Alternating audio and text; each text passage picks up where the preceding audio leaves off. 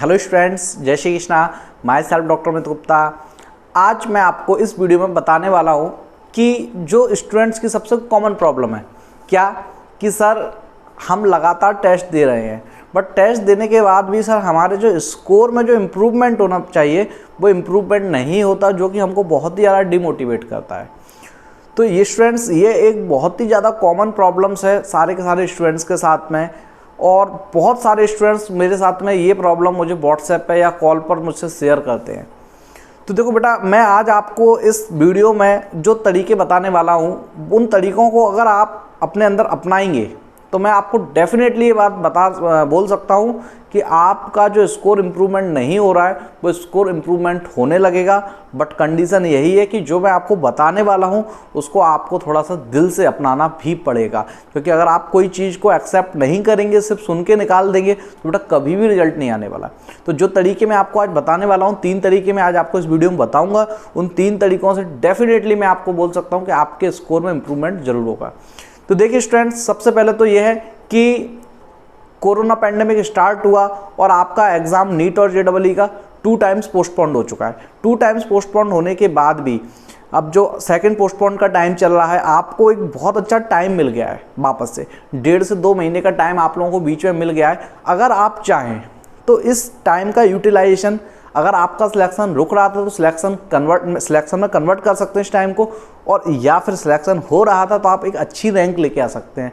मैं आपसे बोलूँगा बेटा, इस टाइम को रैंकर टाइम मानिए।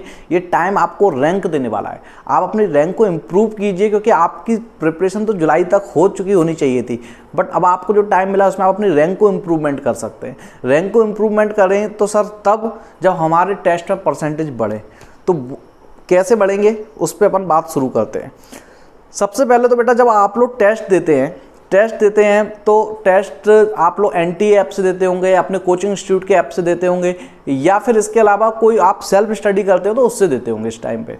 तो जब भी आप किसी मेथड से टेस्ट देते हैं तो आपको टेस्ट हमेशा एक फिक्स ड्यूरेशन पे देना चाहिए। जैसे हम लोग 8 डेज में देते हैं, कोई एवरी वीक देता है, कोई 10 डेज में देता है। तो जो भी आपका ड्यूरेशन है वो ड्यूरेशन फिक्स होना चाहिए।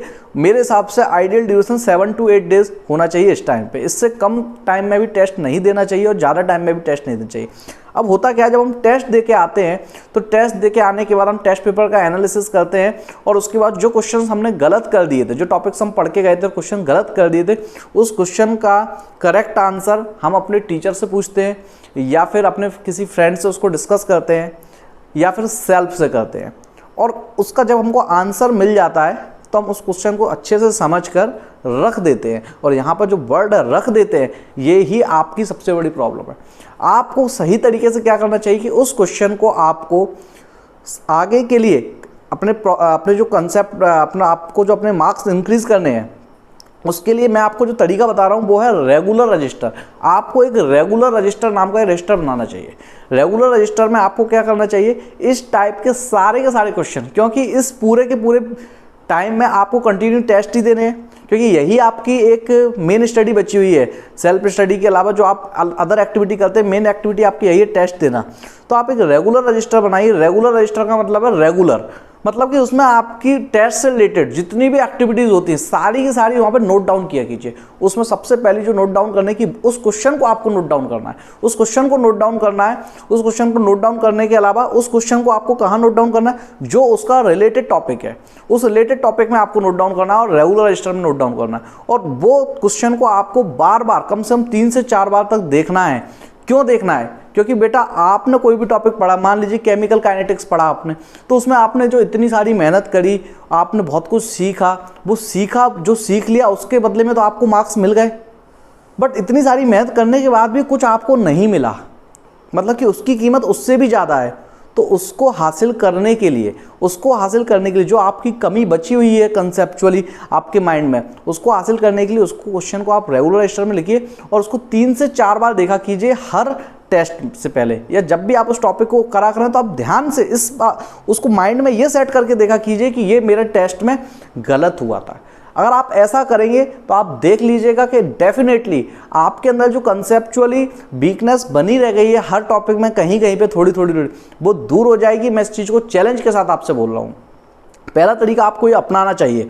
अब मैं बात करता हूँ दूसरा तरीका क्या होने वाला है जिससे कि हमारे टेस्ट पेपर में मार्क्स और परसेंटेज इंप्रूव हो जाए। तो देखिए बेटा, क्या होता है कि सबसे ज़्यादा स्टूडेंट्स के साथ एक प्रॉब्लम ये होती है कि वो टेस्ट जब देते हैं, एग्जाम हॉल में बैठे होते हैं या घर पे अभी आजकल दे रहे हैं, तो कई बार क्या होता है टाइम की एक लिमिटेशन होती है कि 3 आवर्स में देना है, और उस टाइम पे क्वेश्चन पढ़ा, मान लीजिए क्वेश्चन थोड़ा लेंथी है, 3 to 4 लाइन्स का है, तो कई बार स्टूडेंट्स का प्रॉब्लम ये होती है कि सर क्वेश्चन पढ़ते हैं, सर वो दिमाग में क्लिक ही नहीं करता वो कह रहा है, वो पूछना क्या चाह रहा है। एक प्रॉब्लम ये बहुत कॉमनली स्टूडेंट्स के साथ में आती है। तो बेटा इसका जो तरीका है ना, वो एक रेफरेंस तरीका है कि अगर आपको क्वेश्चन एक बार में पढ़ने में समझ में नहीं आता या फिर आपसे क्वेश्चन पढ़ने में सिली मिस्टेक हो जाती है, तो इसका एक तरीका जो मैं आपको बता रहा हूँ स्टैंडर्ड है ये तरीका। आप अगर इसको मान लेंगे तो फिर आपकी रैंक बहुत अच्छे से आगे बढ़ जाएगी, बट इसको आप मानना थोड़ा सा मुश्किल हो सकता है आपके लिए, क्योंकि आपसे और भी पहले भी पता होगा लेकिन आपने माना नहीं होगा। वो क्या है? Book reading. बुक रीडिंग जो स्टूडेंट करता है, जो स्टूडेंट की हैबिट में बुक रीडिंग होती है, उस स्टूडेंट के साथ आप कभी भी चेक कर लीजिएगा, उस स्टूडेंट के साथ सिली मिस्टेक की आदत कम होती है। जितने भी टॉपर्स आप देखेंगे तो आपको उनमें और अपने आप में एक बहुत अलग डिफरेंस दिखेगा। वो डिफरेंस क्या है कि जो टॉप करता है उसकी हैबिट में स्टडी के साथ में बुक रीडिंग भी थी। जब वो पढ़ता था तो वो टॉपिक को, बायोलॉजी पढ़ रहा है, केमिस्ट्री पढ़ रहा है, फिजिक्स पढ़ रहा है, तो बुक से भी कंसेप्ट को बनाता था। मैं बोल रहा हूँ कि बायोलॉजी केमिस्ट्री में तो पढ़ता ही था, फिजिक्स तक मैं बुक पढ़ता था। कंसेप्ट को मेक करने के लिए वो बुक की हेल्प लेता था, थ्योरी को पढ़ता था। थ्योरी पढ़ने से आपके ब्रेन की जो पावर है, ब्रेन के अंदर एकोमोडेशन है, वो स्ट्रांग होता है लैंग्वेज के साथ में, और आप जब एग्जाम हॉल में क्वेश्चंस को पढ़ते हैं तो उसमें आपकी स्ट्रेंथ बढ़ती है, सिली मिस्टेक कम होती है। यहाँ तक कि मैं ये भी बोलूँगा कि इससे कई ऐसी गलती की, अब उसने पूछा था इनकरेक्ट कौन सा है, करेक्ट आपने लगा दिया, इस टाइप की जो प्रॉब्लम्स हैं, या ऑप्शन पहला वाला ही उसने ऐसा दिया था कि उसे देख के ही लगा कि यही सही है और तीसरा चौथा ऑप्शन देखा ही नहीं। तो बहुत सारे टाइप की प्रॉब्लम्स इससे दूर हो जाती हैं, और ये यूनिक मेथड है, ये कोई मेरा बनाया हुआ मेथड नहीं है, यूनिक मेथड है। दुनिया का हर टॉपर, नीट, JEE चाहे किसी भी एग्जाम का, उसके अंदर ये हैबिट होती है कि वो बुक से रीड करता है। ये हैबिट अगर आप अपने अंदर डालेंगे तो आप भी बहुत आगे निकल जाएंगे, और आपके अंदर एग्जाम हॉल में जो सिली मिस्टेक्स होती हैं उसकी आदत काफ़ी कम हो जाएगी। ये आदत आप जरूर अपनाइए। अब मैं आपको बताता हूँ थर्ड मेथड जो आपको अपनाना है, ये बहुत ही ज़्यादा स्पेशल मेथड है जो कि बिल्कुल नए तरीके से आपको काम करना है। देखिए, अगर आप एक फिक्स ड्यूरेशन में टेस्ट देते हैं, मान लीजिए 7 डेज़ में, 8 डेज़ में, 10 डेज़ में, तो जब आपने टेस्ट दिया, टेस्ट का जब आप एनालिसिस कर रहे हैं, टेस्ट पेपर का जब आप एनालिसिस कर रहे हैं, तो उस एनालिसिस में आप इस बार से एक नई चीज़ ऐड कर लीजिए।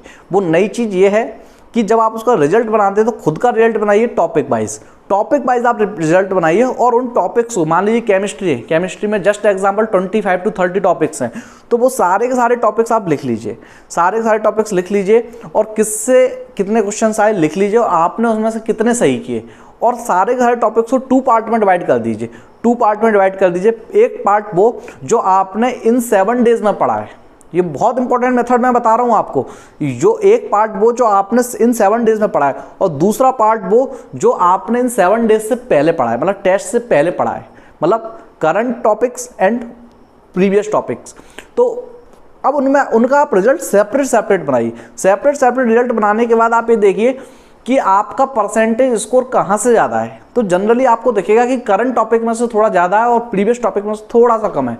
लेकिन अगर ये अंतर थोड़ा सा अंतर है दोनों में, तो कोई ज़्यादा बड़ी प्रॉब्लम नहीं है। पर अगर इस चीज़ में ज़्यादा अंतर है कि प्रीवियस टॉपिक में आपका स्कोर काफ़ी कम हो जाता है और करंट टॉपिक में आपका स्कोर हो जाता है, तो इसका मतलब है आपको अपनी स्ट्रेटजी चेंज कर देनी चाहिए। आप जो टेस्ट के टाइम में पढ़ते हैं, जो 7 डेज़ का पीरियड आपको मिलता है टेस्ट की प्रिपरेशन के लिए, उस पीरियड में आप लोग डेली एक हैबिट डाल लीजिए कि प्रीवियस टॉपिक्स का रिवीजन करने की, कि डेली के 2 घंटे आप फिक्स कर लीजिए कि मैं प्रीवियस टॉपिक का रिवीजन करूंगा, क्योंकि आपको रिवीजन की बहुत ज़्यादा ज़रूरत है। या ऐसा कह लीजिए कि आप रिवीजन कम करते हैं बट आपको इस बात का एहसास नहीं है। ये एकदम डैम श्योर मैं आपको बता रहा हूँ, ये एक बहुत बड़ी प्रॉब्लम है स्टूडेंट्स के साथ में कि करंट का पढ़ते हैं प्रीवियस भूल जाते हैं। उसका मतलब सीधा है कि आप रिविज़न कम कर रहे हैं या आपको एहसास नहीं है कि आप कम कर रहे हैं। तो रिवीजन आप अपना बढ़ाइए अगर आपके प्रीवियस पार्ट में से रिजल्ट काफ़ी कम हो रहा है। डेली की हैबिट डाल लीजिए कि करंट टॉपिक तो पढ़ ही रहे हैं, बट डेली की हैबिट डाल लीजिए 2 से 4 घंटे का जिसमें प्रीवियस टॉपिक चल रहे हैं, और ये रिजल्ट अलग अलग बनाना स्टार्ट कर दीजिए। देखिए ऐसा है, फिजिक्स, केमिस्ट्री, मैथ और बायोलॉजी, ये आपको 3 सब्जेक्ट इसमें करने होते हैं। तीनों सब्जेक्ट में अप्रॉक्सीमेटली मेरे ख्याल से 100 टॉपिक्स के आसपास हैं। 100 टॉपिक्स का स्टैटिक्स हिसाब किताब रखना अपने आप में एक काम है, और अगर हिसाब किताब कोई काम में सही प्रॉपर नहीं होता है तो उसमें रिजल्ट उतना अच्छा नहीं आता। इस बात को आप अच्छे से समझ लीजिए। तो स्टूडेंट्स, ये 3 ट्रिक्स मैंने आपको जो बताई हैं, इन 3 ट्रिक्स के अलावा एक बात मैं आपसे जो कहने वाला हूँ उस बात को आपको ज़रूर मानना है। वो बात यह है कि कोई भी टेस्ट जो होता है वो सबसे मतलब हमारे पूरे 7 दिन की पढ़ाई का सबसे ज़्यादा समरी होता है कि उसमें हमारे मान लीजिए 70% आए तो इसका मतलब है 30% हमारे नहीं आए, तो 30% कहाँ चले गए। उन 30% को हासिल करने के लिए हमारा जो कंसेप्ट है, जो स्टूडेंट्स को मैं पहले से बताता आया हूँ, टेस्ट पेपर एनालिसिस करने का। तो आप बेटा टेस्ट पेपर एनालिसिस सही से कर रहे हैं या नहीं कर रहे हैं वो आप जरूर देख ही लीजिए। इसके लिए मैंने काफ़ी पहले एक वीडियो बनाया था टेस्ट पेपर एनालिसिस का, जिसको मैं इस आई बटन में अभी दे रहा हूं। उस पर आप क्लिक करके मैं आपसे अलग से ये बात बोल रहा हूं, रिक्वेस्ट कर रहा हूं इस चीज़ की, आप इस वीडियो को जरूर देखिए। मैं क्यों बोल रहा हूं, मुझे इस वीडियो को, अगर आप इस वीडियो को देखते हो मुझे उससे कोई बेनिफिट नहीं होने वाला, लेकिन मैं आपसे ये बात इसलिए बोल रहा हूँ कि भले ही आप पहले उस वीडियो को देख चुके हो या फिर आप पहली बार देख रहे हैं, आपको उस चीज़ को अपने अंदर उतार लेना चाहिए जो वीडियो में वो बता रहा हूँ। क्योंकि इस टाइम पे जो आपकी प्रिपरेशन है पूरी की पूरी टेस्ट बेस्ड है। आप इंस्टीट्यूट तो जाते नहीं है, कोचिंग तो आपको जाना नहीं, क्लासेस आपकी लग नहीं रही हैं, तो जो आपकी पूरी प्रिपरेशन जो है सेल्फ स्टडी के अलावा टेस्ट पेपर ही है जिससे आपकी पूरी प्रिपरेशन होने वाली है। और टेस्ट पेपर में सबसे इंपॉर्टेंट पार्ट होता है उसका एनालिसिस, पेपर देने के बाद। तो टेस्ट पेपर का एनालिसिस कैसे करना है आप उस प्रॉपर मेथड से मुझे नहीं लगता कि आप करते हैं, इसलिए इस वीडियो को आप जरूर देखिए। मैं इसकी लिंक भी डिस्क्रिप्शन में दे दूंगा और इस वीडियो को अपना लीजिए। आप इस वीडियो को अपना लेंगे और 3 बातें जो मैंने आपको बताई हैं वो अपना लेंगे, आप देखिए अगले आने वाले 2 से 3 टेस्टों में आपके परसेंटेज इंप्रूव हो जाएंगे। ओके स्टूडेंट्स, इन सारी चीज़ों को अपनाइए। जब तक आप लोग अपने परफॉर्मेंस को इम्प्रूव नहीं कर लेंगे, मैं आपके लिए ऐसे ही वीडियो बनाता रहूँगा और आप लोगों को परेशान करके रखूँगा जब तक आप लोग अपना स्कोर अच्छा नहीं करेंगे। आपकी कोई भी क्वेरी है, कोई भी प्रॉब्लम है, मेरा ऑफिस का व्हाट्सएप नंबर मैं दे रहा हूँ स्क्रीन पर, उस पर आप अपना पर्सनल सेंड कीजिए और मुझे इस बार बताइएगा कि आपने अपना जो रिजल्ट आप तैयार करेंगे नेक्स्ट टेस्ट का वो इस बेस पर बताइएगा 2 अलग अलग पार्ट्स में, current topics and previous topics. Okay students, मिलते हैं नेक्स्ट वीडियो में। Thank you.